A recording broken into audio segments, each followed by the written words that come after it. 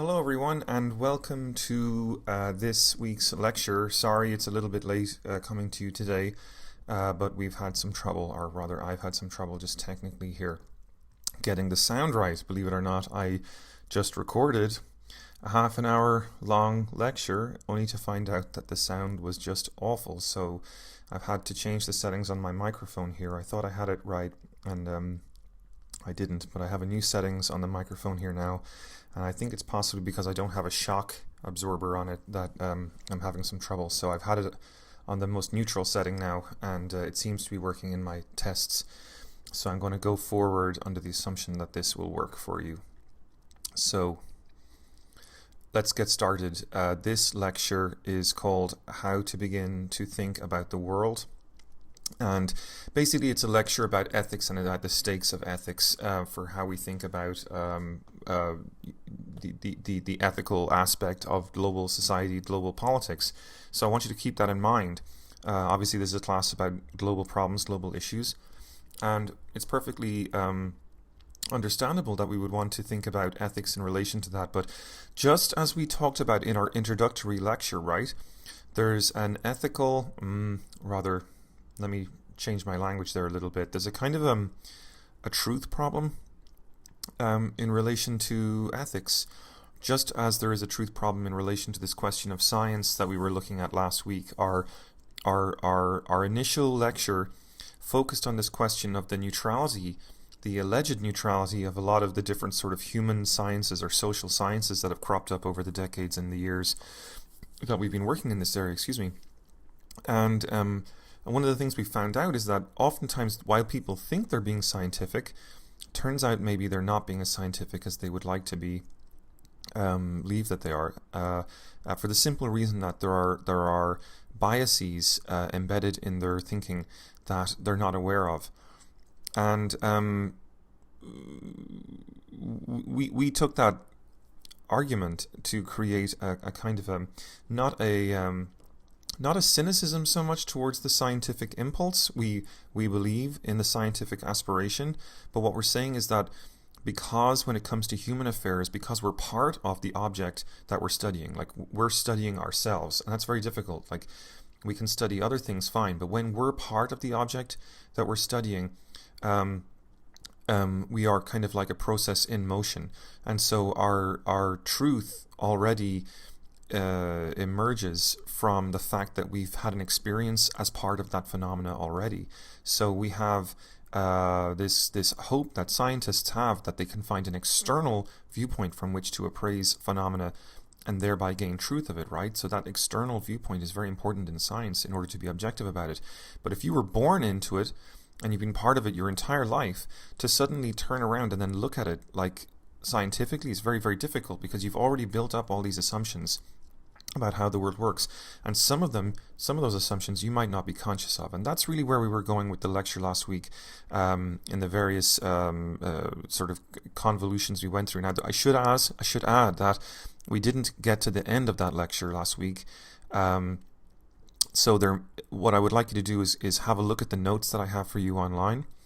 All my lecture notes are up there, and just make sure that you look at the last couple of pages of that lecture so that you understand one important thing, and that's the what's called the statesman's view. The statesman's view is what we sometimes call realism. So there's an important word, right? Realism, or rational choice international relations theory, if you want the sort of longer version of that term. But we can use the term realism, or simply the statesman's view. And basically it's this idea, that in international relations, in thinking about world politics, we have our own scientific attempt to try to understand the truth of the international relations. And again, because it believes it's a science, it's motivated by this aspiration that we saw in Max Weber last week, to try to sort of separate the doing and the thinking about politics and separate them out, as if that's possible. We're stepping in there with our response and saying, science, human affairs? Can you really have a science of international relations and be fully certain that you're not biased or prejudiced in some way? And that's simply what you'll find in the notes at the end of the last lecture. This idea that maybe perhaps a scientific impulse is not so reliable as we would like to believe. And that's just as likely to happen in an international relations context as it is to happen with the phrenologists or any other human science that has a claim for itself that it is objective and neutral about the truth of the world. So keep that in mind. It's just a sort of we're not dismissing the truth of what a realist has to say, but we are dismissing it as the truth of international relations. Do you understand? So what we're kind of opening ourselves up to is the idea of multiple truths, because when it comes to human affairs, that's really the best way to, at least that's our sort of assumption here, is that one of the best ways to approach global politics is through the lens of multiple approaches, and the truth is probably somewhere in the middle. That's not to say that international relations realism or rational choice has no truth to it whatsoever, but that it is only one truth. And in human affairs, multiple truths are kind of the nature of the world we're dealing with, whereas in physics, it's much more easy to identify solitary truths, I think. Although obviously that's a very complicated term, and anyone who's done philosophy of science would tell you that is probably in itself quite complex, but we don't need to get into that. For our intents and purposes, we're sort of, at least for now anyway, articulating a kind of a separation between real science, which is the science of the world out there of snowflakes and sand on the beach, and then our science that we're looking at sort of in here as the realm of human affairs,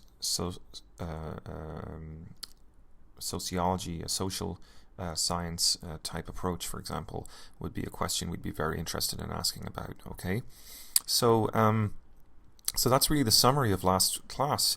The idea of ideology, of hidden truths, of unconscious truths, being there kind of in the background and haunting us to a certain extent. Now, I'm going to move on and just quickly mention that today is Martin Luther King Day, and as such, we have to pause and reflect on what that means. Most of you guys are not looking at this lecture today, Martin Luther King Day, but I guess because you're taking the day off, which is fair enough, but I hope you will watch this lecture before we meet on Wednesday at least. And what I want you to think about just for this slide is just, there's a link here to a video by a guy called Cornel West, and Cornel West is angry, upset, if you will, about the fact that Obama is going to be sworn in on Martin Luther King's Bible.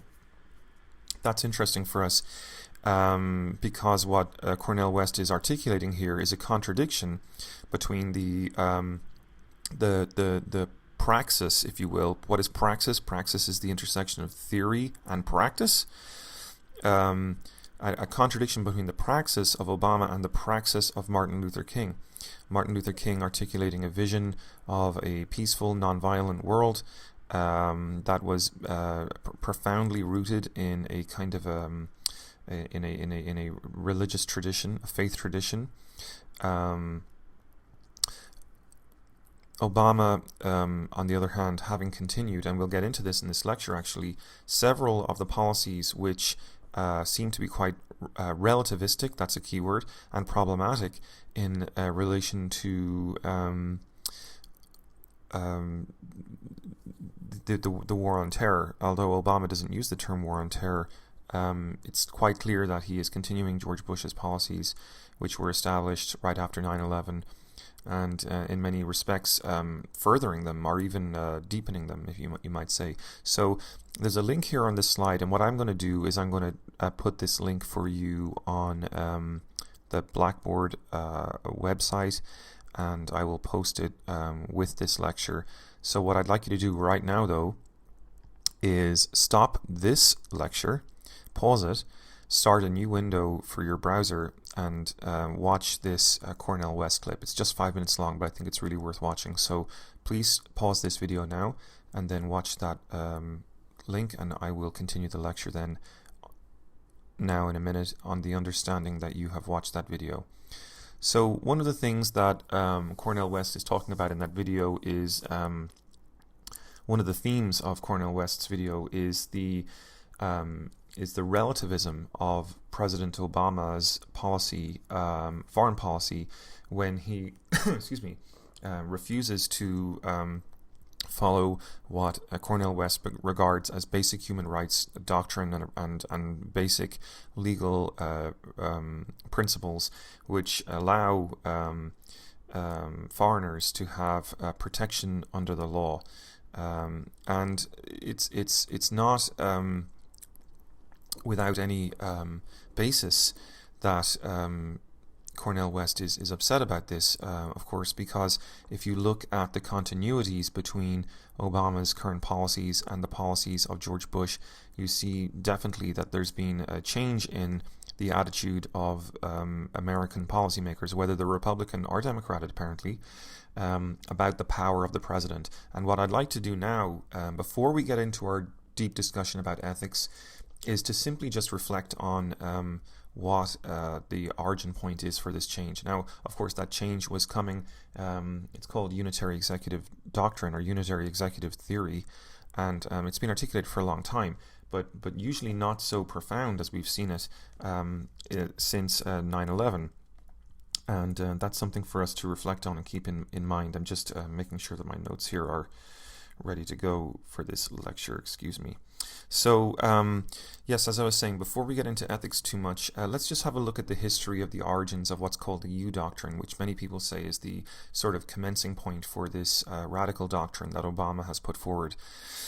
Of course, John Yoo, a very well-known professor of law at UC Berkeley, he worked at the Department of Justice's Office of Legal Counsel. From 2001 to 2003, he was an advisor to Attorney General Alberto Gonzales, who was the principal legal advisor to President Bush. So you can see a direct chain of communication from Yoo through Gonzales to Bush.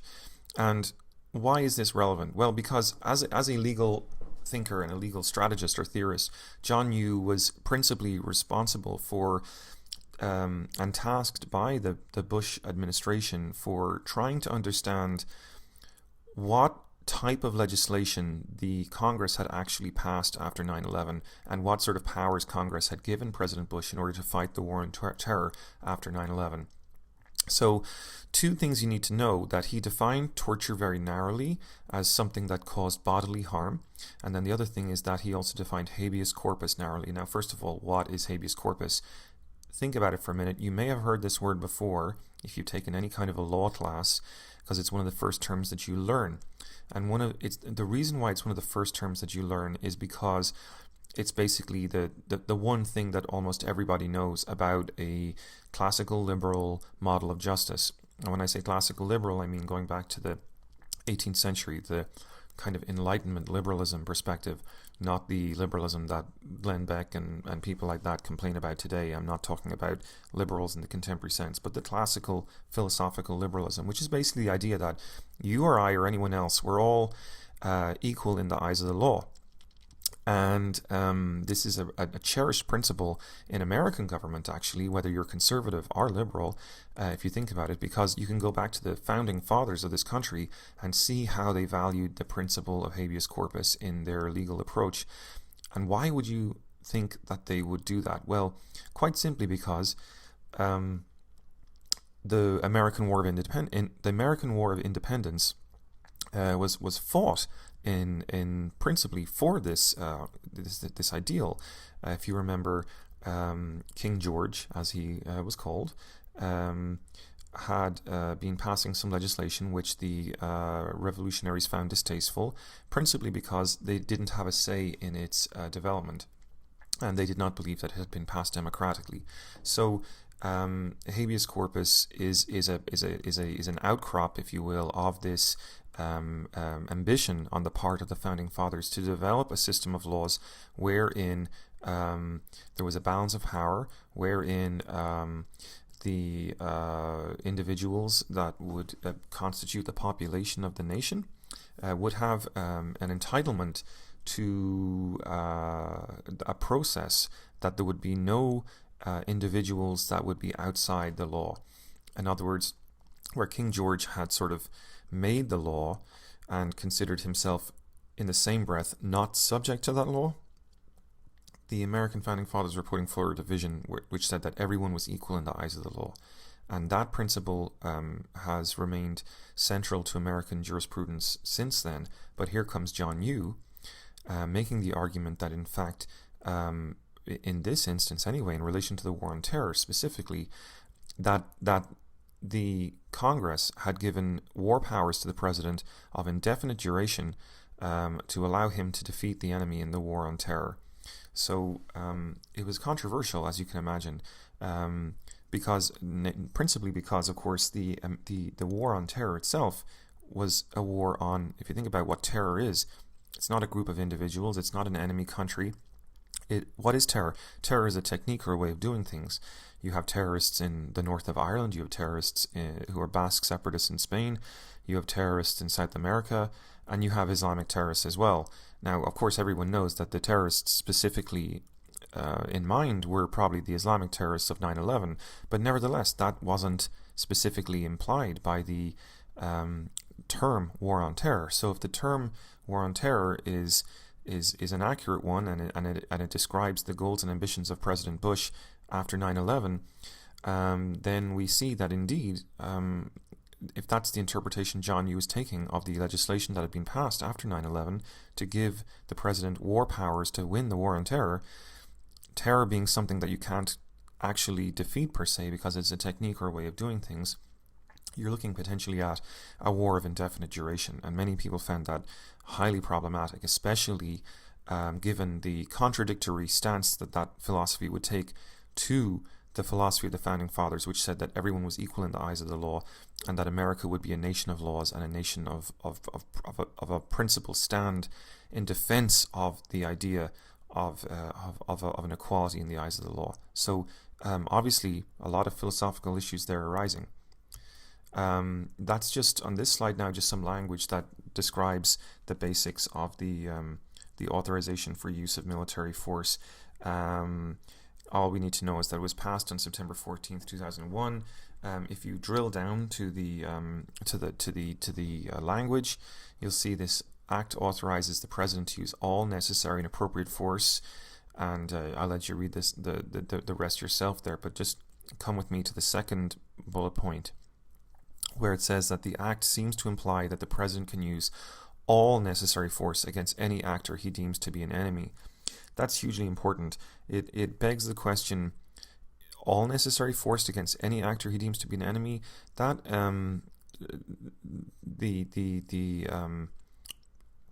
obviously in the context of 9/11, but again, given that we've got this very broad definition of what we're fighting here, the war on terror, the war against terror, it's not clear that we have a specific understanding of what the enemy is, and B, it's not clear that that definition can be broadened, but C, most importantly, I think for our discussion here of ethics, it's not clear what all necessary force means. All necessary force? Is there anything here that the president can't do?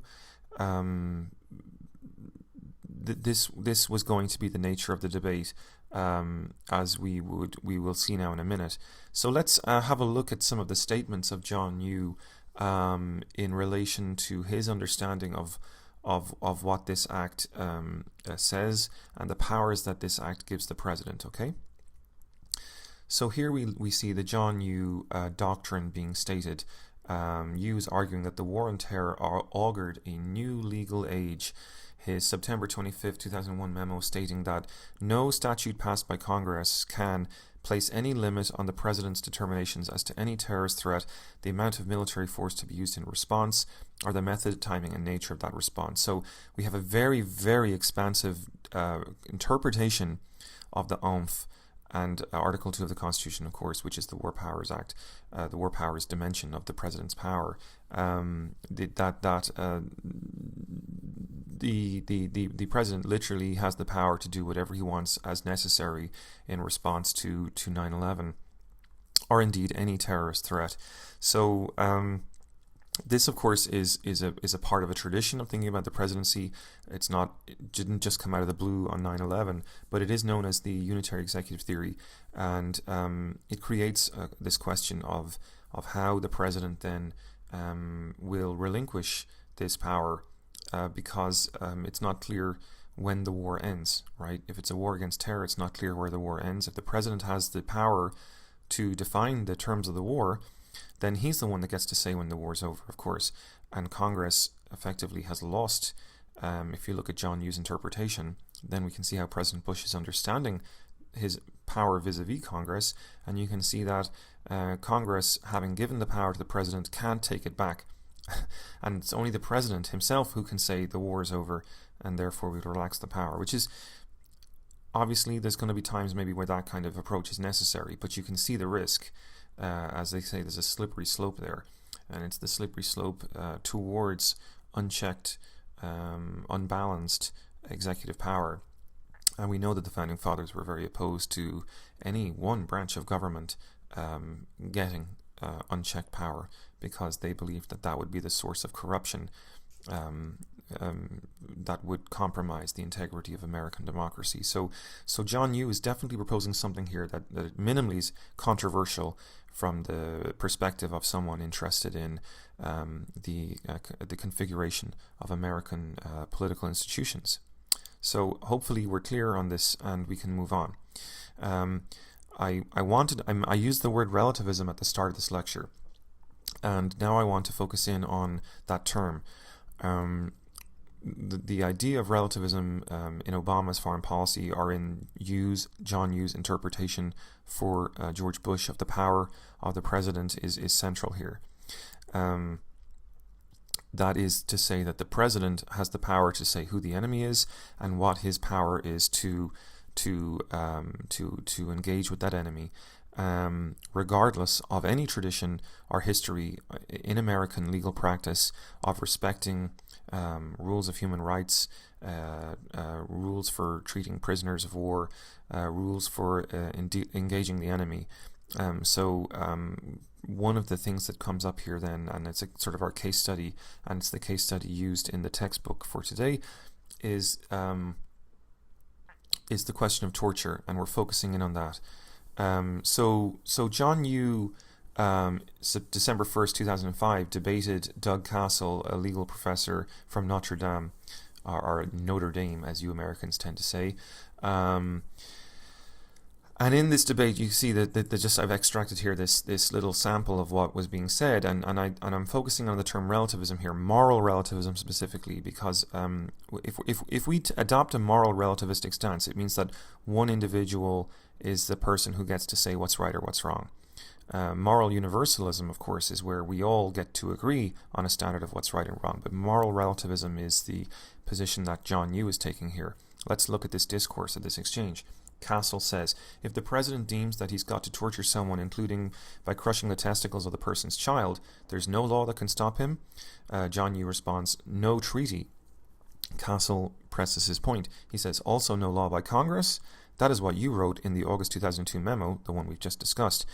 John Yoo says, I think it depends on whether the president thinks he needs to do that. In other words, so long as the president believes that he's authorizing this in the name of the war on terror, it's fine. And this is Castle's point, is like, well, do we not have any standards? Because I think this is something that a lot of the critics were raising at the time. If it's true that the war on terror was started by an aggressive act on 9/11, which was clearly the act of people who have no respect for the rule of law, because they, and I think the quote is, they hate our freedom, then the question is, well, how would they win, right? Arguably, wouldn't you be able to put forward the idea that they could win by having us change our ideas about liberty? They could win by actually having us change our own legal principles to strike back at them so harshly that we would actually compromise what we stand for. And that would be, from Castle's point of view, the test. Even if we won against them militarily, we would have lost because we would have compromised on who we are. We would have compromised on our values. And I think that's the real question here in this example, this question about crushing the testicles of the person's child. If we're willing to do that, to stoop to that kind of lack of humanity, and if John Yoo's saying that's something he's willing to agree with, then we have a serious question about who we're becoming and what the war on terror is doing to us. And in case you think that's abstract, I just want to draw your attention to the panel here, where we have the case of Khalid Sheikh Mohammed, who, or KSM as he was known. It's a very notorious example, captured in Pakistan by US forces on March 2003. In February 2006, ABC News reported on Khalid Sheikh Mohammed, and it was a sensational report because it was the first time it sort of emerged in the popular press that indeed US forces had been using torture on prisoners. And ABC News argued at the time that the information gleaned from KSM through torture was used on him to avert a plot to blow up the Liberty Tower. There's a typo there. It says Library Tower, but I meant Liberty Tower. And that's out on the West Coast. I think it's in Los Angeles or San Francisco, but I think it's Los Angeles. So the question is that true? Was any information used from KSM to help prevent this tower? Now, it's important to know that the attack on the Liberty Tower was a planned attack anyway, and that was foiled in early 2002. KSM himself wasn't detained until a year later. So here's a question for you, right? Was it worth it? This is a tough question, a sort of a more philosophical question, because we don't want to torture. We're a nation of laws and liberties and rights. We believe in rights. Even for people who are criminals, we give them their day in court, right? That's part of the vision of the founding fathers. It's a very core component in U.S. culture. If you think about all the TV shows where the detective brings down the criminal and says, reads him his Miranda rights and says, you have the right to remain silent and you have the right to a lawyer and to your day in court, etc., etc. So clearly this principle is central in U.S. cultural values about the legal system. Yet here we have this suspension of that expectation for this one particular terrorist. And normally when we think about torture, we think about it through the lens, and we're going to get into this, of what we call the ticking time bomb scenario. The ticking time bomb scenario is an important philosophical puzzle, a game, if you will, to try to think through the conditions under which we would actually be willing to torture someone. And you can see it, of course, it's showed up in TV series like 24, Battlestar Galactica. It's shown up in movies like the second Dark Knight movie, when the Joker had these boats hooked up to explosives. And the ticking time bomb scenario is typically the situation where we have the guy that we think planted the bomb. All these millions of people are about to die. He can tell us where to find the bomb, how to defuse the bomb. So we're going to torture him because it's worth it to cause him pain. Is worth it to save the lives of all these people. And usually that's kind of where we go when we're asked, like, well, is it worth it to torture? But here, principally, that wasn't even the case. In the KSM case, the plot itself had been averted a year earlier, and his guy's been tortured after the fact. Now, you might say, okay, well, maybe that's not such a big deal. But interestingly, he wasn't just tortured once. He was tortured close to 100 times. And you have to ask yourself, why? What did 51 times, what difference did it make to torture him 51 times as opposed to 50 times? When you think about the type of torture that's involved, I mean, any torture is psychological and physical, but waterboarding, or water torture as it's known, and we'll talk about it in a minute, you have to know that it's a very, very serious form of torture, and it can leave tremendous psychological damage on the subject of the torture. It effectively is a form of torture whereby you feel like you're drowning, and it taps deep into your sort of primitive human instincts, whereby you feel a deep fear in the face of drowning, and it really is something that it's one of the oldest forms of torture. The reason it's an old form of torture is because it works. It crushes people's wills. But also it could be problematic because, if you think about it, if you're the wrong guy, he's going to want to tell you pretty much anything he thinks you want to hear. And so there's obviously problems with it. Many interrogators, will argue that it's better to use more psychological approaches than these sort of physical approaches in order to gain information, build a relationship with the subject of the interrogation, and you get more information that way. That's called the human intelligence approach. But that's not the subject of this lecture. But anyway, we'll move on here just because I want to talk about the actual ticking time bomb itself very, very briefly, because I don't want to spend a huge amount of time on this. But what is waterboarding? I'm going to post a video for you with this lecture of Christopher Hitchens, a journalist who recently passed away, actually, who was very much in favor of the war on terror for a long time, but didn't had doubts about whether waterboarding was really all that serious a form of torture. But once he had been subjected to, he volunteered to be waterboarded to see what it was like. And he basically said that it was one of the most terrifying experiences of his life, deep psychological impact on him. He said he had uneasy time going to bed at night afterwards because he felt he would be suffocating in his blankets. So, and he wasn't even waterboarded that long, just a couple of seconds, and that was already enough to terrify him. So it really is, if you're psychologically weak, you can really be upset, and the lasting impact of it's very real. But anyway, you can see there in the diagram just what happens. You have the water poured over your face. There's a cloth over your face, and it's the feeling of the water closing in around your face, the moisture closing in around your face, that you have a response triggered.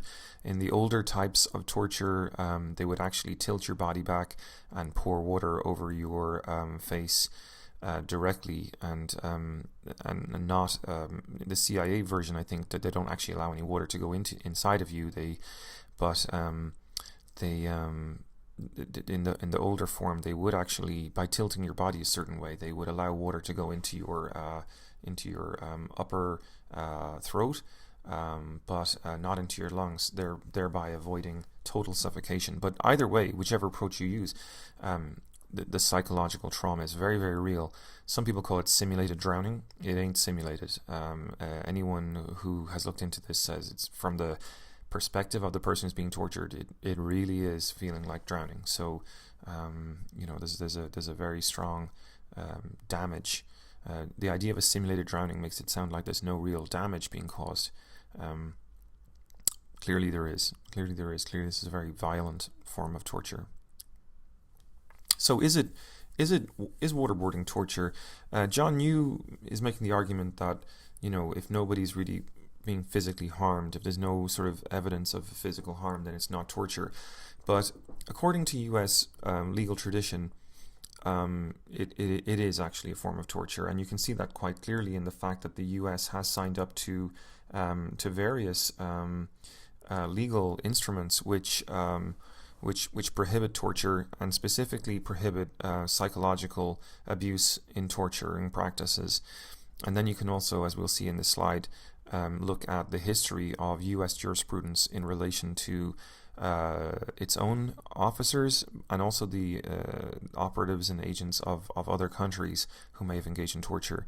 And the US has sanctioned both quite severely in the law. So we have the UN Convention Against Torture in 1984, which prohibits any act which severe pain or suffering, whether physical or mental, is intentionally inflicted on a person for such purposes as obtaining from him or a third person information or a confession.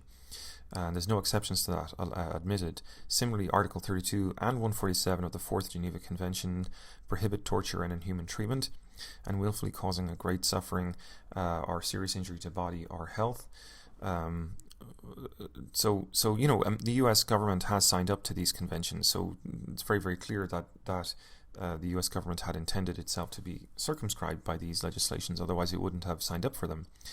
But maybe we have no clear sense from this that waterboarding itself specifically is a form of torture. Well, to that we have to look to U.S. history, and we find that, in fact, even way before the UN Convention or the U.S. War Crimes Act, which states that the Geneva Conventions are applicable in U.S. jurisdiction. We have, in fact, the U.S. Government taking, and U.S. Specifically military tribunals, like in Japan during the Tokyo War Crimes trial in 1947, taking very seriously the attempts of other countries' operatives to engage in water torture or waterboarding. And similarly, we can also see here on the slide that during the Philippine insurgency, which followed the Spanish-American War, there was a concerted effort to punish American officers for using waterboarding against the enemy. So you can clearly see that the U.S. has taken this seriously in the past. So on this slide, we have an interesting map.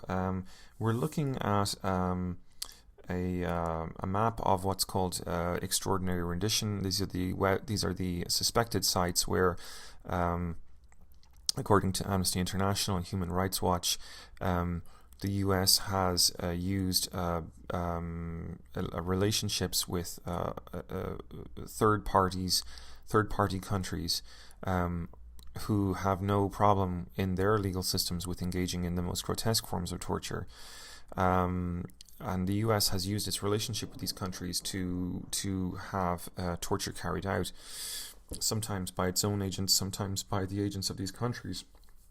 And one point we may want to make here is that while people like John Yoo clearly do favor torture and, as we've mentioned, a denial of habeas corpus, the reality is that the United States has engaged in this these extraordinary renditions, as the map shows, in a very unpublic manner. It's kept all of this top secret, and the question would be, to this day, we don't know the names of the people who engaged in the forms of torture. We don't know what U.S. operatives were involved.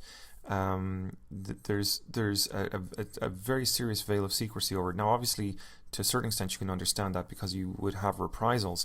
But even with that said, it does demonstrate a tremendous lack of confidence on the part of people like John Yoo that these practices were carried out in ways that were not even known to Congress. Usually we have what's called congressional oversight. So therefore, even if the members of the public don't know the names of the operatives, trusted members of Congress can and do know the names of a lot of the operatives and have information about a lot of the operations that are going on. And that was not the case in this. So if these operations were legal, why were they so afraid to have Congress know about the details of some of these things? Why did they avoid taking measures to avoid holding the U.S. detainees in U.S. jurisdiction? Well, because if it was carried out in U.S. jurisdiction, arguably U.S. lawmakers might have tried to shut it down as illegal. And I think that's very, very clear. So it does show you that despite John Yoo's confidence in his public statements, the actions did not show similar confidence, if you follow my drift. So why are we talking about torture and all of these things? Well, let's get back to the readings that we have assigned for this week, where we're talking about ethics. The stakes of this conversation are very much to do with ethics, and the important point to think about here, as your book argues on page 18, is the way people think about the world and explain the world, and the various things shaping and driving its politics. The reality is that ethics, as we said last week about science and political science, ethics is just the same. A lot of these things depend on where you stand and how you've been trained or socialized to think about what's normal, and the things that go without saying as ethical that might lack. If we think about it, perhaps these reflections could do with more scrutiny. So one person that we can turn to help us understand this power of the unconscious, if you will, is this character here in the slide, Antonio Gramsci, who argued that we need to pay attention to this thing called common sense, and that common sense is something that directs our minds in often hidden ways. So you can see the theme and the linkage of this notion with what we were talking about last week. Now, Antonio Gramsci says that common sense is trained throughout our lives, and he says here in this quote, which is from your book, we are the product of historical processes to date, which has deposited in us an infinity of traces without leaving an inventory. Without leaving an inventory, ponder that for just a moment. All these traces of normalization, socialization, ongoing since we were children, our parents, our schools, our television stations, all giving us sort of what we've called already subconscious ideology, or in Gramsci's term, common sense. I think they mean the same thing. There's such a myriad of mechanisms that have embedded these notions and these sorts of ways of thinking, habits of thinking in our minds, that it's impossible to ever run a full inventory of all of them. They don't leave a calling card, and that's the beauty of what Gramsci's saying here. It's taking up precisely this notion that we had last week in lecture about the lack of a calling card for unconscious ideology. So if you're stuck on this, and this is not making sense to you, perhaps pause this lecture here and go back to the lecture notes from last week and make sure that you look at that section that deals with conscious and unconscious ideologies. Remember that ideology is what we've called political culture as opposed to regular culture, and we've said that political culture or ideology can exist consciously as an ism, Marxism, conservatism, liberalism, blah blah blah. Those ideologies leave a calling card. Gramsci, however, here is interested, I think, in the unconscious ideology, the ideologies that don't leave a calling card, okay, that don't leave a calling card. These are the subconscious ideologies. We've talked about them last week as stereotypes, as prejudices, for example, to do with racism, perhaps to do with gender. And the example that we focused in on last week was to do with Aristotle and his argument that women had no place in politics because they were broken men. It's a classic example of an unconscious ideology there shaping Aristotle's philosophy. Him thinking he's very neutral, objective, scientific philosopher, not being prejudiced in any way, shape, or form, but seeing very clearly, as we were, that his philosophy, in fact, was a creature of its time. And despite the fact that he has a reputation, and he was, in fact, a very serious philosopher and very accomplished philosopher, he nevertheless couldn't detect his own bias because his bias had been posited him by his culture. In a way that was subconscious even to him. So Gramsci's trying to suggest that that's something we need to be attentive to. The complexity of it, of course, and the riddle of it, which makes us put on our Sherlock Holmes hat, is the fact that it's almost impossible to fully figure out where these biases are, because there's an infinity of traces and they don't leave an inventory. I like that phrasing. So let's talk about the politics of ethics then. We have ethics being the philosophy of how we treat each other, how we should live with the other people in this world. That's a definition that we're taking from our textbook. And so we have examples of ethical questions: aid to the poor, human rights law, economic development, redistribution, freedom of speech. Perhaps also, is it ethical? We may want to ask, is it ethical to assist somebody in a revolution? That's very important. But the important thing here to think about is that ethics is a very big word, and it covers a lot of ground. Right? We have a lot of different questions emerging out of this question of how we treat each other. How should we live with the other people in this world? How should we relate to each other? It's obviously a huge question, and it can lead to all different kinds of problems, that we can be confronted with as ethical. To help people, should we help revolutionaries in a dictatorship? Is that a good thing to do? Is that a bad thing to do? Would it be ethical to bomb a city in a certain way, to drop a nuclear bomb in a city, for example, if it ended the war quicker? Would that be ethical? And how would we know? So when we're asked to think about that ethics, we see that, in fact, the question is political. Just as last week we saw that the idea of a political science itself was political. So we need to ask ourselves, if it's political, then what is politics? According to our textbook, politics is the question of how we see each other. What kinds of thinking about who we are made possible by this seeing? How do we see each other? That's political. So let's drill down on that for a second, because I think that's interesting. Who are we? Who must they be such that it is ethical that they be destroyed or assisted or tortured by us? If we are on the side of the freedom fighters, if we are on the side of freedom, should we assist freedom fighters who resort to terrorism in order to win freedom? Interestingly, we tell ourselves today that we're fighting a war on terror, but Ronald Reagan assisted terrorists during his time in office in Nicaragua.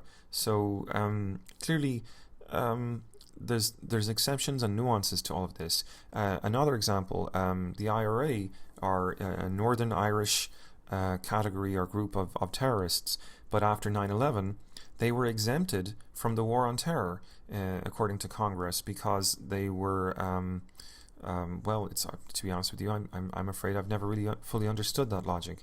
They clearly are terrorists, but it does beg the question of who is a freedom fighter and who is a terrorist, and that's an ethical question, but it's also a political question. It shows that those who we choose to help or those who we choose to fight, that question, the choice, is very much dependent on a political dimension, which is narratives to do with how we view one category of people over another category of people. So ethics, just as political science last week, is haunted by conscious ideologies and unconscious ideologies, and unfortunately, that creates a puzzle for us, right? Insofar as in this lecture we are striving to understand how we might be able to become more ethical, perhaps in relation to the world. Now, the book raises a really fascinating example of an ethical dilemma. We've talked last week, and we've talked at the start of this lecture about the statesman, the realist, or the rational foreign policy analyst, who believes that the world is anarchic, and in an anarchy where there's no government or court system to appeal your disputes with another country, really it's the law of the jungle that rules. It's the law of the jungle that determines what we are going to do with our enemies.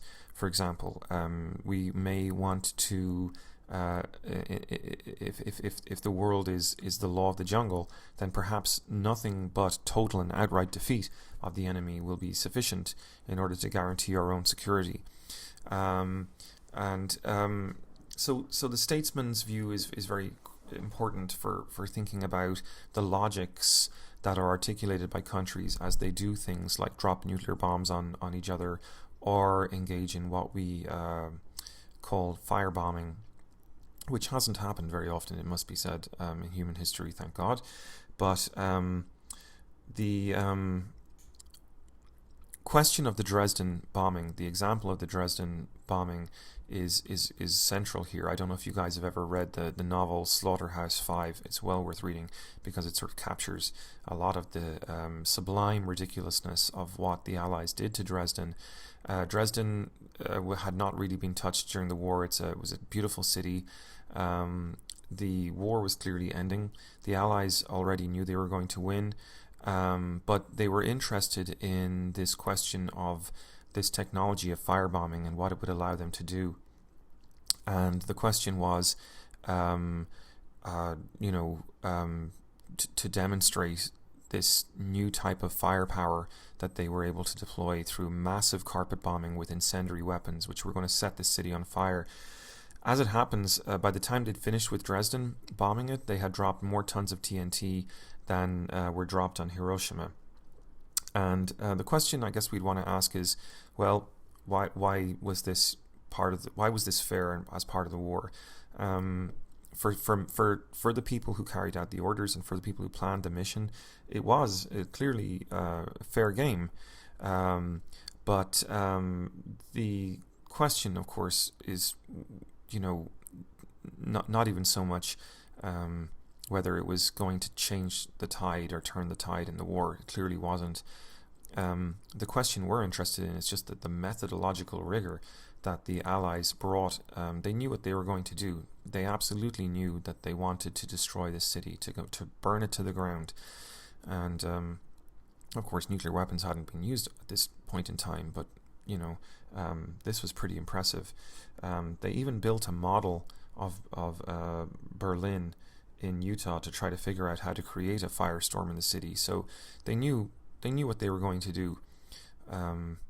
It's just interesting, as a sort of an ethical puzzle, whether it was worth it.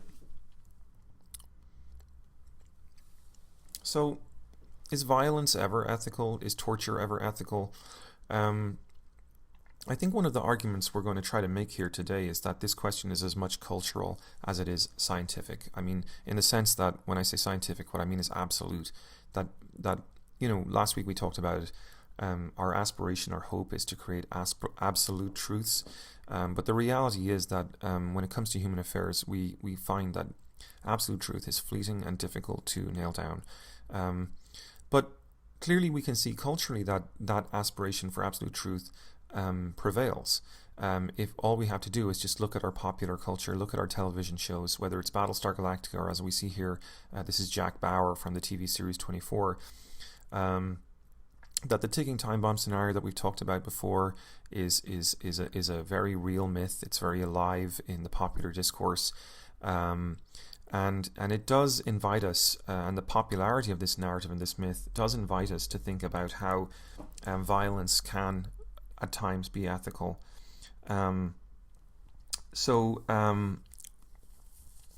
Let's look here on this slide at some of the assumptions of this so-called ticking time bomb scenario. One is that the detained person is actually guilty. 2 is that there is actually a bomb. 3 is that the bomb will go off. 4 is that the bad guy will tell us the truth or won't spoof us just to get us to stop. And 5 is that we will actually know the difference between the bad guy telling us the truth or not.